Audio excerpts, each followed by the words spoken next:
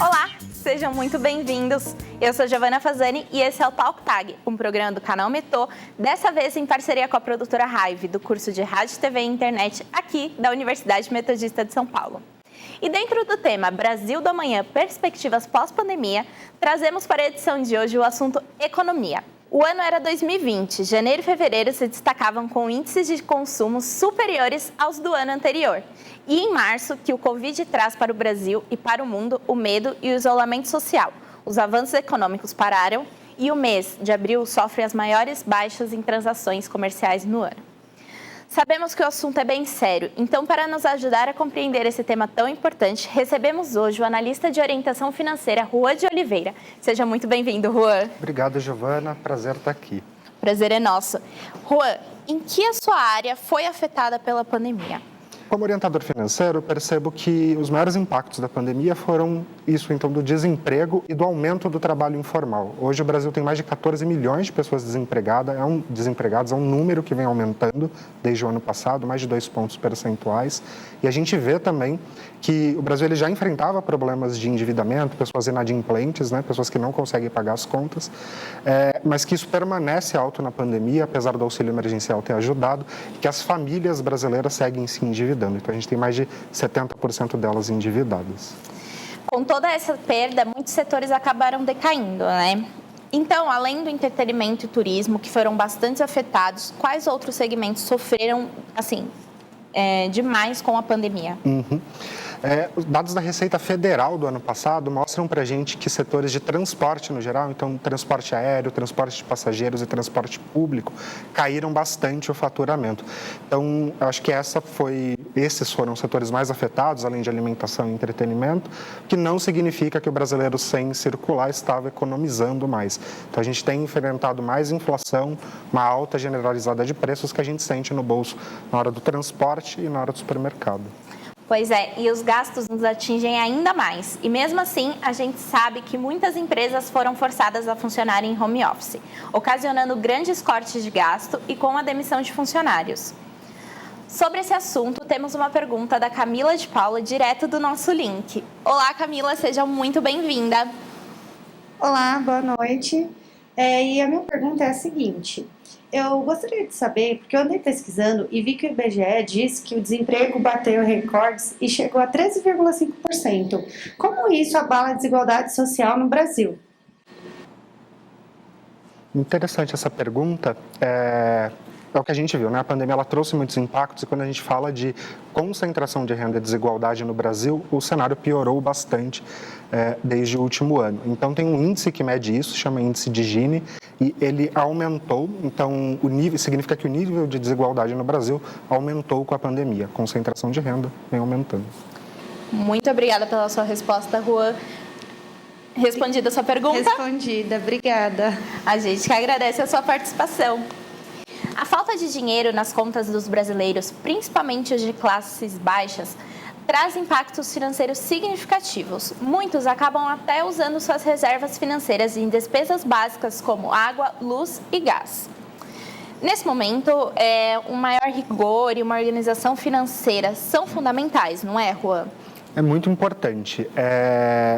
Em qualquer momento, mas principalmente nesse de crise, a gente precisa ter um cuidado maior com as finanças, então manter os gastos organizados, acompanhar para onde vai o seu dinheiro, de onde ele tem vindo, ver oportunidades de reduzir os gastos, pensar também e aos pouquinhos ir ajustando, então começar a poupar dinheiro, formar reservas para não estar desprevenido caso a gente tenha outra crise como a Covid-19 e por fim, toda vez que a gente usar um instrumento de crédito que faz parte também da vida financeira, então cartão, empréstimo, usar com planejamento, vendo se cabe no orçamento, vendo as condições, as taxas, os juros. Muito bem, então não saiam daí que no próximo bloco a gente conversa e desenvolve mais esse tema.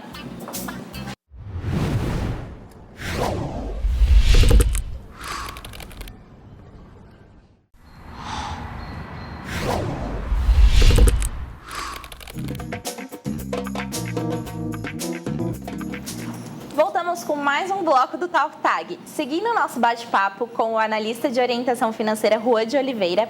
Juan, no último bloco a gente falou sobre os problemas no consumo do começo da pandemia, mas no final de 2020 esses valores voltaram a subir, né? Então, quais mercados se destacam nessa retomada econômica? Certo.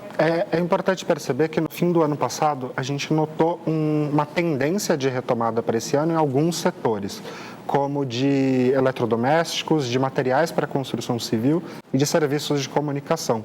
É importante notar que a gente não superou a pandemia de verdade, então a gente ainda está exposto a alguns riscos econômicos e tal, então estamos talvez mais distantes de uma estabilidade total. A gente sabe que consumir é sim bom, mas em doses controladas. Segundo os dados da Datafolha, 97% dos brasileiros têm dificuldades em lidar com o dinheiro.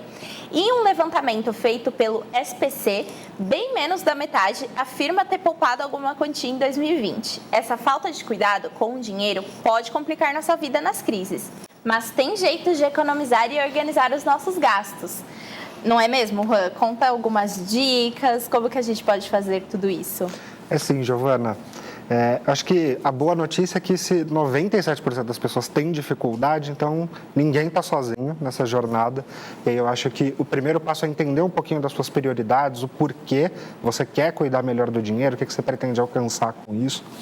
Ter um pouquinho de paciência, que é um grande processo você mudar a sua relação com as finanças e principalmente, é um pouquinho do que eu falei, mas reforço aqui, que é na medida do possível guardar dinheiro para você conseguir lidar melhor com emergências, com imprevistos e na hora de usar algum produto, algum serviço financeiro, fazer de forma planejada também para você evitar um endividamento excessivo.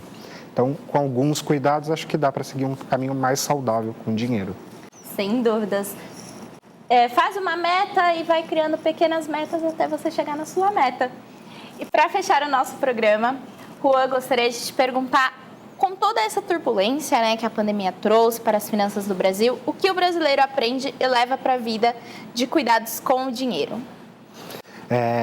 Acho que a primeira coisa é que esse assunto ele é urgente para todo mundo, né? Então não dá para esperar deixar a vida financeira em segundo plano, porque quando a coisa aperta, ela aperta para valer.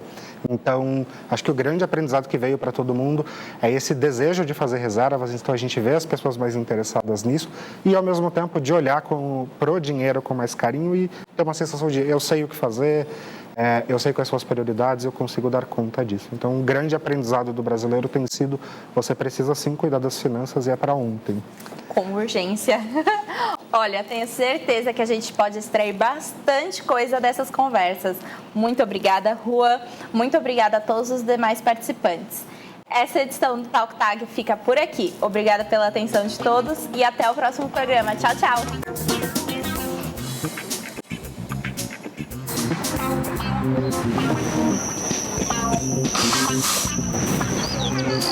Thank you.